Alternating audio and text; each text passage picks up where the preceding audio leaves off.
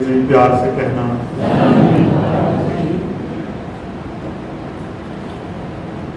साथ संगत दास हमेशा ये कहता है कोई भी बात शुरू करने से पहले कि यहाँ पर जब सेवा मिलती है तो वो इंसान जो यहाँ बैठा है, जिस चोले में बैठा है, वो नहीं बोलता। हर घट में राम बोले, राम बिना घट बोले कौन। तो बात करते समय अगर कभी कोई ऐसा इंप्रेशन आ जाए कि मैं आपकी बात कर रहा हूँ और मैं उसमें शामिल नहीं हूँ, तो ऐसा नहीं। दास भी वही उतना ही कमजोर आपके सामने बैठा हुआ है। हजूर वे बाई देते हैं मैसेज आप तक पहुँचाने की, और दास कोई हमेशा कहता है कि वेद शास्त्रों का ज्ञाता नहीं है। जो भी सीखा है आपसे सीखा है, आपके चरणों में बैठ के सीखा है, और उसी ने कुछ सिखलाई ने दास को कहा क्या क्या एक्सपीरियंस किया वही दास आपके सामने रखता है। हमेशा बड़े बड़े महात्माओं को दास ने यहाँ से सुना है, एक से बढ़कर एक विचार भी सुने। कई बार सत्संग में ऐसे ऐसे महात्मा इतने गूढ़ विचार भी करते हैं, वो भी सुनने को मिलते हैं। पर दास तो सिंपल बेसिक बातें ही करना जानता है, और वो ये हमेशा आपके पास रखता है। तो शासन में आओ शुरू से शुरू करते हैं, जहां से सब शुरू हुआ वहीं से शुरू करते हैं। तो शासन में दास पहले भी आपके साथ रख चुका है, बट पहले इस बात को एक बार समझ लेते हैं, फिर आगे चलते हैं। शासन में एक छोटा सा बच्चा जब वहां आकर बोलता है, जब दास ध्यान से कुछ बात कर रहा है, या जब सतगुरु स्टेज से बोलते हैं, तो पहला शब्द जो हमारे यहाँ बोला जाता है वो है साध संगत जी, प्रेम से कहना धन। बस एक लाइन पहले इसी पे बात शुरू करते हैं। आज पहला शब्द बोला जाता है साध संगत, साध, यहीं से बात शुरू होती। साध का क्या मतलब है? साध संगत, साध का मतलब है साधु से। साधु कौन है? साध संगत साधु वो नहीं है जो व्यस्त छोड़कर वैरागी होकर कोई भगवे या किसी खास तरह के कपड़े डालकर घूम रहा है। वो वैरागी है।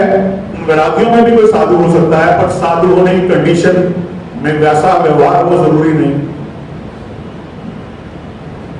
साधु कौन? साध संगत। साधु वो साध संगत जिसने साध लिया है। और साधना किसको है? साधना है मन को। सारी कहानी तो मन की है, यहां मन के लिए ही आते हैं, इसलिए बोला मन के हारे हार है और मन के जीते जीत। तो साधु वो जिसने साध लिया। अब जब साध संगत बोला जाता है, संगत तो साथ इसमें समझने की बात यह है कि संगत वो है जिसमें सारे साधु इकट्ठे हुए। अगर सारे साधु इकट्ठे नहीं हुए और सब इकट्ठे बैठे हैं, तो वो संगत है या वो भीड़ है? आप एक पिक्चर हॉल में जाते हो, वहां भी सब लोग एक ही तरफ मुंह करके बैठे होते हैं। स्क्रीन से ही कोई बोल रहा होता है, बाकी सब चुप बैठे होते हैं। सबका एक ही उद्देश्य होता है फिल्म देखने का। तो क्या उस भीड़ को, जिसका एक ही मकसद है और एक ही जगह इकट्ठी हुई है, क्या उसे संगत कहते हैं? मुझे कहते हैं भीड़ आई। एक जगह सेल लगती है, 500 आदमी इकट्ठे हो जाते हैं एक ही इच्छा से कि ये चीज लेनी है यहां से, क्या उसको हम संगत कहते हैं? उसको भी भीड़ कहते हैं। हम बड़े बड़े मेलों में जाते हैं, वहां भी भीड़ देखते हैं। तो ये क्या भीड़ है या संगत है? तो संगत भीड़ से कैसे अलग है? जब वो भीड़ साधुओं की होती है तब वो संगत है। इसलिए कभी संगत शब्द को अलग नहीं बोला जाता, हमेशा बोला जाता साध संगत। ये सदे हुए लोग यहां बैठे हैं, ये वो लोग यहां बैठे हैं जिन्होंने साध लिया। मन के मत चलियो, मन के मत अनेक, जो मन का सवार हो उसे ऐसो साधु को ये। तो साध संगत, जब हम साध संगत की बात कर रहे हैं और हम यहां सब बैठे हैं, तो सोचने की बात है हम सब अपने अंदर झांके और देखें कौन कौन साधु है, किस किस ने साथ लिया है। कौन है जिसने अपने मन को पराजन कर लिया? तो साथ संगत क्या कोई साधु नहीं है या सब साधु हैं? क्या अवस्था है साथ संगत? और अगर सब साधु नहीं है तो फिर संगत में आने का महत्व क्या है? साथ संगत जैसे इस पूरी पृथ्वी को चलाने के लिए एक ही सूर्य काफी है। वो ध्यान रखता है, उसकी कैलकुलेशन है, उसे पता है कि मैंने समुद्र के पानी को कितना गर्म करना है, मैंने हवाओं को कब कितना गर्म कितना ठंडा करना है, मैंने शरीरों में इंसानों को जीने के लिए कितनी ऊष्मा देनी है। जैसे एक सूर्य काफी है पूरी पृथ्वी पे जीवन को चलाने के लिए, इसी प्रकार साथ संगत जब एकजुट होता है तो अगर इसमें एक भी साधु है तो उसके बैठने से उसकी ऊर्जा से हम सबका भी कल्याण हो। तो साथ संगत जर्नी क्या है? जर्नी है कि कुछ तो साधु हो गए, कुछ की कोशिश जारी है, और कुछ वो है जिनको पता नहीं है कि वो साधु नहीं है बट वो साधु मानते हैं। रावण भी तो साधु ही बन के आया था, मारीच भी तो सोने का हीरा ही बनकर आया था। तो साधना यहां से तो शुरुआत है इस मिशन की। पहला शब्द है साध, कि साध लिया है। शास्त्र जब सदगुरु बोलते हैं साध संगत, तो आपको क्या लगता है कि सदगुरु को पता नहीं है कि इसमें कितने साधु हैं? जैसे आज प्रमोद जी का जन्मदिन और मैं उन्हें बोलूं हैप्पी बर्थडे प्रमोद जी, तो सुन तो आप सब रहे हो लेकिन वो शब्द प्रमोद जी के लिए है। प्रमोद जी समझ गए और मैं समझ गया। तो दो वजहें हो सकती है कि जब सदगुरु बोलता है साध संगत जी, तो या तो उसको पता है जब मेरे साधु इस भीड़ में बैठे हैं वो सुन रहे हैं और मैं बोल रहा हूं तो उनकी मेरी बात है, तो बाकी तो सब ऐसे कान रस ले रहे हैं। इन भीड़ में जो मेरे विरले साधु हैं वो मुझे सुन रहे हैं। तो या तो सदगुरु सिर्फ उन्हें एड्रेस कर रहा है। फिर दूसरी अवस्था आती है कि नहीं, सदगुरु तो बड़ा दयाल है, उसने सबको साधु मान लिया। अभी जा सकते गीत हो रहा था कि जज के सामने पेश होना पड़ेगा, वक्त आएगा।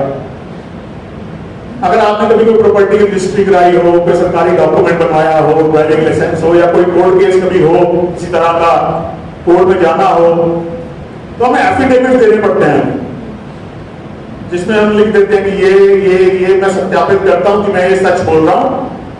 कोर्ट उसको चैलेंज नहीं करता, कोर्ट उसको एक्सेप्ट कर लेता। आपके सारे एफिडेविट जो भी आप देते हैं कोर्ट रख लेता है। कोर्ट क्यों रख लेता है? क्योंकि कोर्ट को फिक्र नहीं होती कि आप सच बोल रहे हो या झूठ। कोर्ट को पता है समय आएगा और ये डॉक्यूमेंट चेक होंगे, और अगर इसमें से जिसने झूठा एफिडेविट दिया है उसका हाल बयान होगा।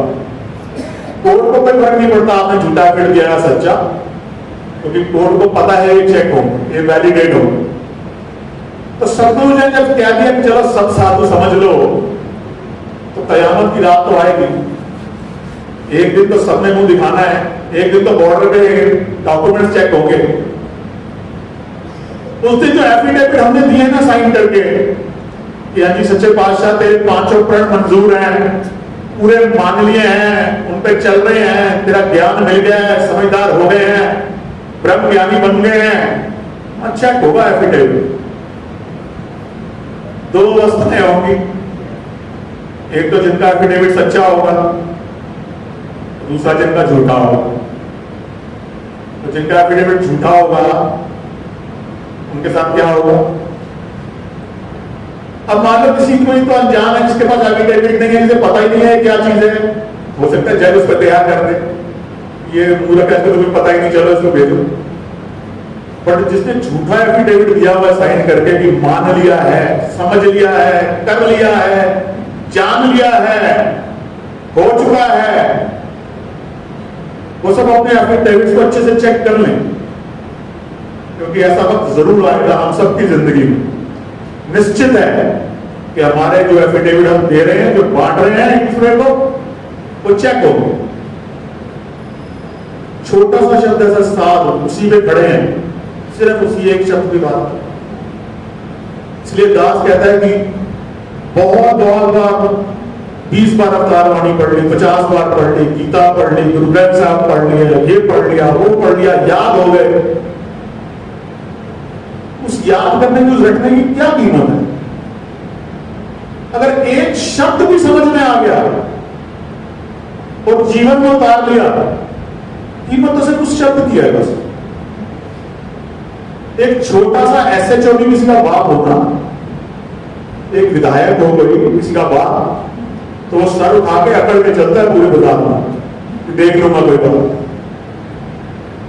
अगर आप वाकई आपका विश्वास इतना प्रबल होता है कि ये मालिक मेरा माँ बाप है और ये पूरी दुनिया का मालिक है, तो ऐसी अवस्था नहीं होती जैसे हमारी अभी है कि हर छोटी मोटी परेशानी में लुढ़क जाते हैं, हर छोटे से पैसे कमा जाते हैं, हर समय झोली अड़ी हुई है, किसी न किसी के चक्रों में पड़े हुए हैं। कहां मानते हैं,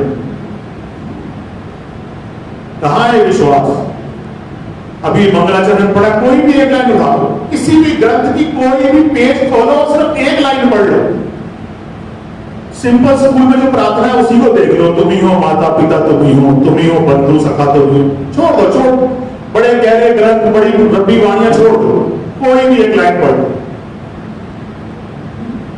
और उस एक शब्द को समझो, उसको अपने जीवन में उतार लो, तो बात बनेगी। या सिर्फ बार बार पढ़कर दोहराने से बात बनेगी? तो अक्सर ये बात करता है कि आप समझाने के लिए बोल रहे हो या इंप्रेस करने के लिए बोल रहे हो। आप इंप्रेस करने के लिए मत बोलो, क्योंकि इंप्रेस अगर मुझे किसी से होना तो मैं गूगल से बड़ा इंप्रेस हूं, सबसे ज्यादा ज्ञानी गूगल है। मैं समझने के लिए बैठा, मुझे बहुत ज्यादा मत समझाओ, मुझे तरीका बताओ कि कैसे इस एक शब्द को सीखने से भी मेरी पूरी दुनिया समझ सकती है। एक शब्द से, पहले शब्द पे ही खड़ा हूं मैं, आगे नहीं जा। साध तो लो, साधने की कोशिश तो करो, समझो तो सही गुरु एड्रेस किसको कर रहा है, जिसका नाम सदगुरु ले रहा है उस लिस्ट में हम हैं कि नहीं है, और अगर नहीं है तो हम कैसे पहुंचे, रास्ता क्या है, चले कैसे।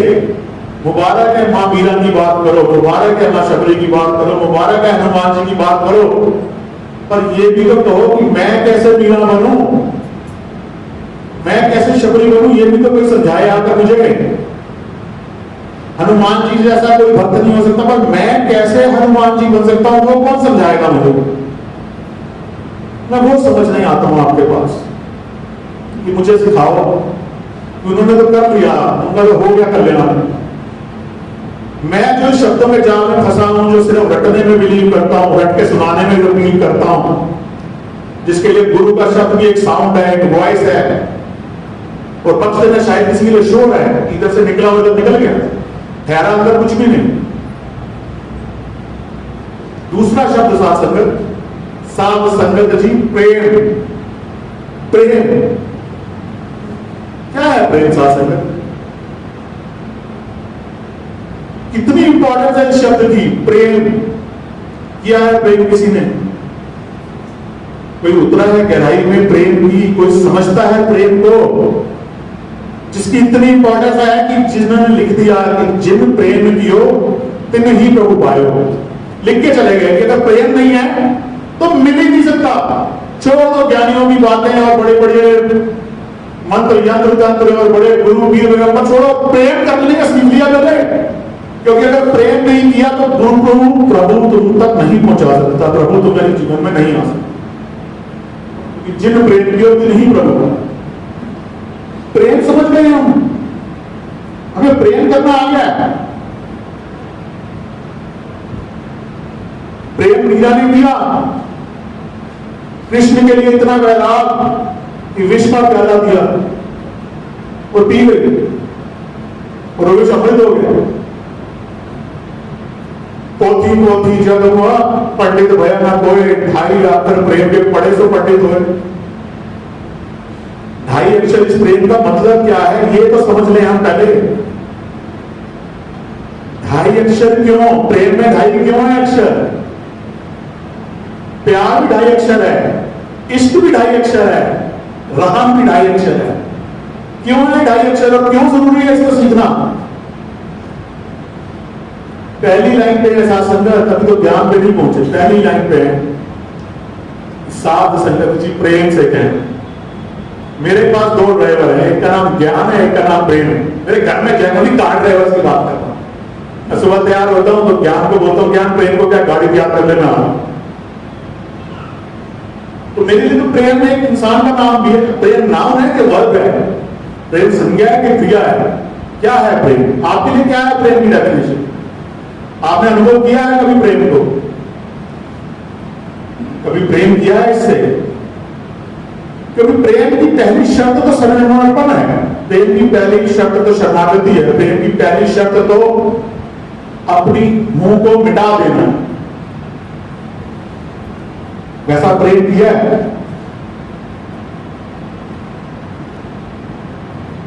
कैसा प्रेम किया है कभी? इसलिए लिखा लोभी प्रेम ना कर सके नाम प्रेम का ले, कि प्रेम प्याला वो पिए जो शीश चढ़ा के दे। लोभी प्रेम ना कर सके नाम प्रेम का ले। बैठे हम सब प्रेमी है, नाम सब प्रेम का है। डिमांड अपनी है, इच्छाएं अपनी हैं। आए सब सुख लेने हैं, आए सब डर से हैं कि नहीं गए तो जो चाहिए वो मिलेगा कहां से, या इसलिए कि जो मिला हुआ है उसको कुछ हो ना जाए। हमें प्रेम कहां है? हमें तो भय है। और भय से तो भक्ति नहीं होती, भक्ति तो प्रेम से होती है। तो है प्रेम, और होगा तो तब जब प्रेम का मतलब समझ आ जाएगा, जब किया होगा। किया है प्रेम, अगर किया है तो मुबारक है, बट अगर नहीं किया तो बहुत गहरे जाने से पहले ये जरूर समझने की कोशिश करें कि हम में से हंस कौन है और बगुले कौन है। कौन है जो सिर्फ दिख रहे हैं साधु, मुझ जैसे सफेद कपड़े डाल के दुपट्टा डाल के अगर मैं यहां बैठ गया इससे मैं साधु थोड़ी होगा। साधु तो कर्म से है, साधु तो समर्पण से है, साधु तो इसकी समझ से है, साधु तो इसकी रमज से है। साधु तो वो है जिसने सब कुछ छोड़ के इसको पाने की चाहत है जिसमें। अगर वो चाहत नहीं है शासन में तो पहली लाइन से खड़े हैं वहीं पर, और इतने इतने साल हो गए हैं, ताकि कब कब क्या हो जाए। और दास हमेशा दास को इस बात से डर लगता है कि जिसको पता है वो नहीं है, उसके अंदर कम से कम सीखने की चाहत तो जिंदा है। कम से कम वो तो हाथ तो खड़े करता है कि मुझे नहीं पता। भय है उस गलतफहमी से जो है कि हमें पता है। क्योंकि साथ संगत अगर पता है तो ये अवस्था ना हो। आज ही दास महात्मा से बात कर रहा था कि अगर 100 साल भी ये कमरा बंद है अंधेरे में, 100 साल से उस कमरे में अंधेरा है, तो जब आप बल्ब लगा के फिर स्विच ऑन करते हो तो उस रोशनी को फैलने में 100 साल नहीं लगते। 100 साल का अंधेरा 1 सेकंड में लाइट होते ही खत्म हो जाता।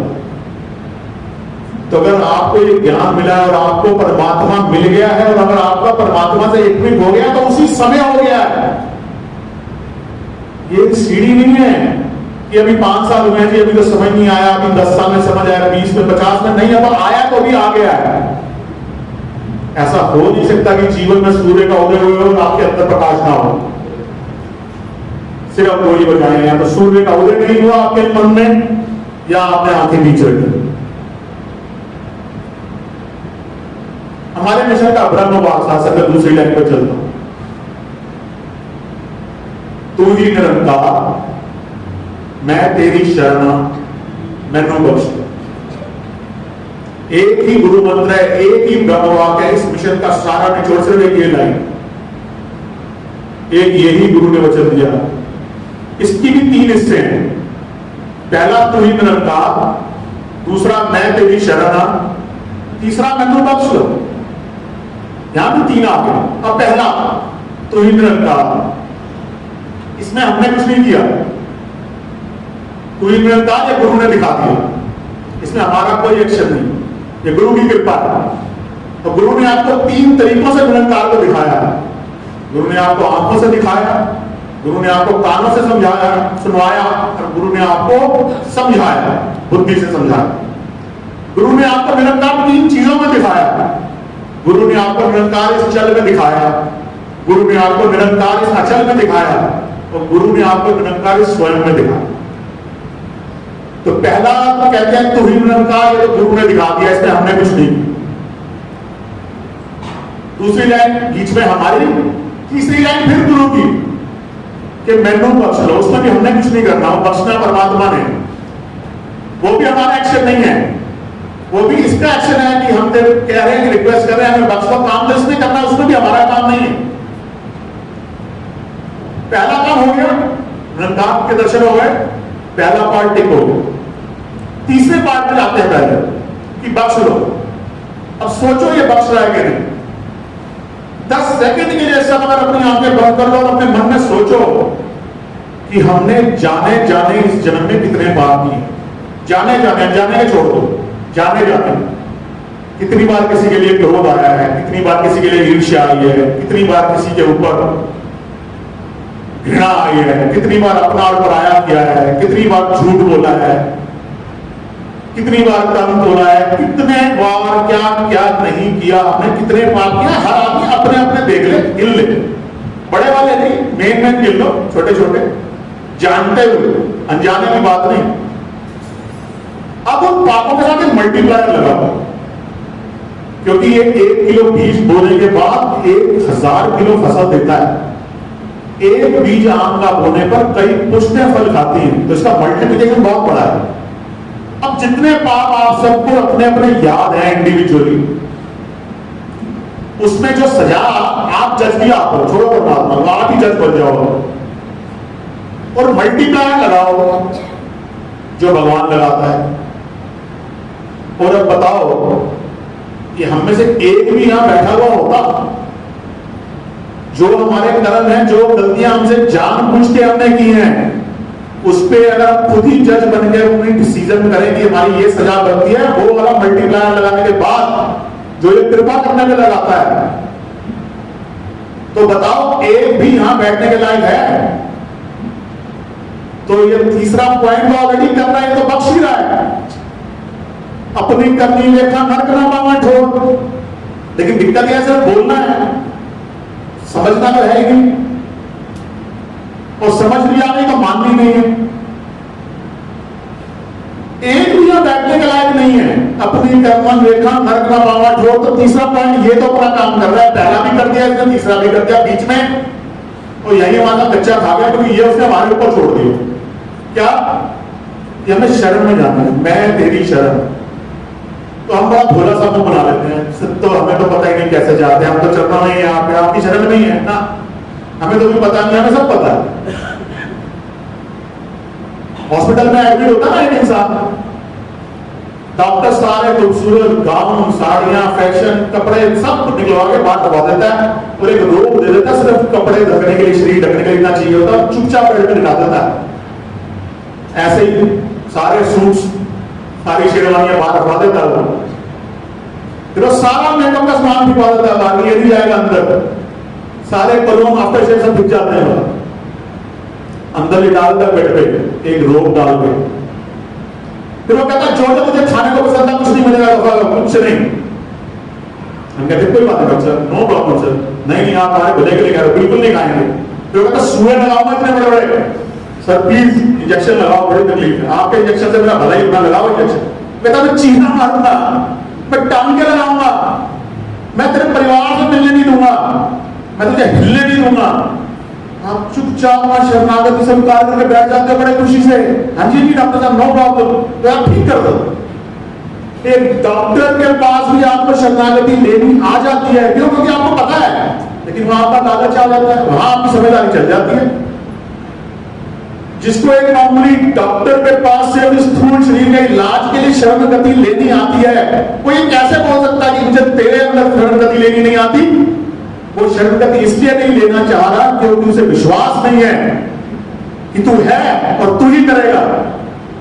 झूठ बोलते हैं हम, मैं झूठ बोलता हूं, मैं अपनी बात करता हूं। जब मैं बोलता हूं मुझे तुझे विश्वास नहीं है, अगर मुझे विश्वास होता तो मैं निडर होता, निर्भय होता, निर्लेप होता, निरोल होता। एक डॉक्टर के पास हमें शरणागति लेनी आ जाती है, तो फिर हम कैसे कहते हैं कि तेरे पास शरणागति लेनी नहीं आती? चॉइस है हमारे पास, है हम ले नहीं। ट्रांसफार्मर है बिजली का, और खूबसूरत एलईडी है, कनेक्शन का भगवान ने हमारे को दे दिया जिम्मा, और यही चूक हो गई। शायद ये भी वो खुद ही कर लेगा तो बेहतर था, जान ही छोड़ दे। एक ही काम था इस शरण में कि तू ही निरंकार, मैं तेरी शरण, मैंने बख्श लो। वो दोनों चीजें चल रही हैं, ये चल नहीं रही, और जब तक ये चलेगी नहीं बात बनेगी। एफिडेविट चेक होंगे, बॉर्डर पे जाना है तो तैयारी कर लेते हैं हम सब, गहरे से गहरे, बड़े से बड़े श्लोक, मीनिंग्स। ठीक है, गृहस्थी में आप नहीं टाइम मिलता, नहीं समझ सकते वो चीजें, नहीं आती वो भाषाएं, कोई बात। 20 मिनट संगत में 7:20 तक कोई नहीं होता, 20 मिनट तक यहां आदमी वेट करता है, 20 मिनट के लिए कारवाणी के 4 शब्द आदमी पढ़ लेता है। लेकिन अगर मैं पूछूं कि क्या पढ़ा तो याद नहीं होगा किसी को क्या पढ़ा क्या सुना, क्योंकि सिर्फ शब्द खाना में जा रहे हैं और उधर से निकल रहे हैं, कुछ ठहर तो रहा ही नहीं अंदर। और जब तक ठहरेगा नहीं सांस में, जब तक रुकेगा नहीं, तो बात कैसे बने? आप बताओ कैसे बात बनेगी जब तक हम शरणागति नहीं होंगे, जब तक शरण में नहीं जाएंगे, कैसे बात बनेगी? बात तो बन नहीं सकती। तो आओ साथ संगत,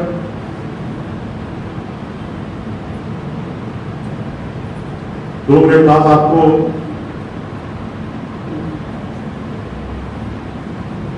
साथ संगत गुरु ने 3 चीजें बताई हैं, सेवा, सिमरन और सत्संग। हम 2 हिस्सों में हैं, एक है शरीर और एक है आत्मा। जो संगत में आ रहा है, शरीर को यूज कर रहा है, स्थूल शरीर के साथ ही सारे काम कर रहे हैं, लेकिन जिसका सिर्फ शरीर सेवा, सिमरन और सत्संग कर रहा है, उसको शरीर से जुड़े हुए सारे सुख मिल रहे हैं। दास तो फरीदाबाद से नहीं है, दास तो शादी के बाद यहाँ शिफ्ट हुआ 17-18 साल पहले। तो दास यहाँ कई महात्माओं को नहीं पहचानता था, तो दास इन महात्माओं के पास बैठता था, उनसे पूछता था ये कौन है, ये कौन है। तो बड़ा आपको अपने साथ बोली बात बताता, तो मुझे महात्मा बोलते थे कि ये जो संत है ना, ये गोपी कॉलोनी में रहते थे, छोटे से घर में, इन्होंने बड़ी सेवा से सत्संग की, आज इनकी धार्मिक की कोठी। अच्छा, ये जो संत है ना, ये इनके पास साइकिल होती थी टूटी हुई, आज इनके घर मर्सिडीज है, बड़ी सेवा की है। अच्छा, ये जो संत है ना, ये ओल्ड में रहते थे टूटे से मकान में, आज इनकी 2000 गज की कोठी है। अच्छा, मतलब सेवा सिमरन सत्संग को, और आप किसी नए बच्चे को समझाना चाहते हो तो उसके लिए भी एग्जाम्पल आप यही देते हो कि देख उसने सेवा सिमरन सत्संग की 1000 गज की कोठी में पहुंच गया, तो मतलब जो फ्लैट में रह रहा है उसकी सेवा सिमरन सत्संग कम है, तो इसका मतलब उसकी उतनी नहीं हुई थी जितनी 1000 गज वाले ने की थी। तो फिर कबीर ने तो चलने की थी, कुछ तो झोपड़ी में रह गया सारी जिंदगी। कबीर ने तो कुछ नहीं किया ना, इसका मतलब ऐसे कबीर के नाम के गाने गा रहे हैं, हम कबीर के पीछे पीछे घूम रहे हैं, कहे कबीर कबीर। हम मेजरमेंट करने का हमारा तरीका सब स्थूल शरीर से और स्थूल शरीर से जुड़ी हुई चीजों से जुड़ा हुआ। संगत क्यों जाना है? तन मन धन के सुख चाहिए। लंगर क्यों कराना है? तन मन धन के सुख चाहिए। पर्ची क्यों कटानी है? तन मन धन के सुख चाहिए। बिल्डिंग फंड क्यों कटाना है? तन मन धन के सुख चाहिए। सिमरन क्यों करना है? तन मन धन के सुख चाहिए। अरे भाई, तन मन धन के सुख चाहिए तो जहां थे वहां बैठे रहते, इतना चेंज करने की क्या जरूरत थी? बाकी सारी दुनिया को भी तन मन धन का सुख मिल ही रहे हैं, जो मंदिर गुरुद्वारा में जा रहे हैं उन्हें सुख नहीं मिल रहे, क्या वो सुखी नहीं है क्या? यहां तो आए थे आत्मा की बात करने, यहां तो ये सीखने आए थे कि प्रभु इस बार ऐसा मरना सिखा दे कि दोबारा जन्म ना हो, बस आखिरी बार मरे। पर हुआ क्या? जो आदतें पड़ी हैं जन्मों जन्मों से, वो छूटती नहीं है, वो छूटती नहीं। और जो यहाँ बैठ के समझाते हैं वो भी आपको इन्हीं चीजों से जोड़ रहे हैं। वो ना आत्मा की बात कर रहे हैं, ना परमात्मा की बात कर रहे हैं, तन मन धन के सुख आपको दिखा रहे हैं, आप तन मन धन के सुखों के लिए आ रहे हो। इसके लिए तो कहीं होने जाने की जरूरत ही नहीं शासन में। ये तो कर्मों का खेल है, सुख और तो पाप और पुण्यों का खेल है, उसका भक्ति से कोई लेना देना नहीं। रावण के पास सुखों की कमी नहीं है, सूर्य की लंका में था, और कुबेर का जहाज उसके पास था जब तक एरोप्लेन दुनिया में ज्ञान में नहीं हुए तब भी उसका उड़न कटोरा था। रावण के पास सुख नहीं देखा दुनिया के साथ, दुर्योधन के पास सुख नहीं थे, कंस के पास राज नहीं था, कृष्ण तो बेचारे चरवा, भगवान कृष्ण राजा के बेटे, राजा के पोते और चरवाहा भटक रहे हैं बेचारे, गाइयां चरा रहे हैं, भगवान राम जंगलों में घूम रहे हैं। तो किस चक्रों में है, किन सुखों के पीछे भाग रहे हो? और अगर कोई सुखी है तो मुझे मिलवा देना एक बार, या इस बात को मैं जानता हूं पूरा सुखी है। आज तक किसी एक आदमी से मिले जिसके पास सारे सुख हैं, या जो कहते हैं मैं सुखी हूं? कोई तन दुखी, कोई मन दुखी, कोई धन से रहे उदास, थोड़े थोड़े सब दुखी, सुखी राम का दास। यहां जो मेरे पूजनीय महात्मा बैठे ना, दो चार यही सुखी है बस, जिनको समझ आ गई कि सुखी राम का दास। तो शासन इतने अमोल ज्ञान को, इतनी बड़ी दात को इतने सस्ते में मत तोलो, इसे बनिए की दुकान मत बनाओ।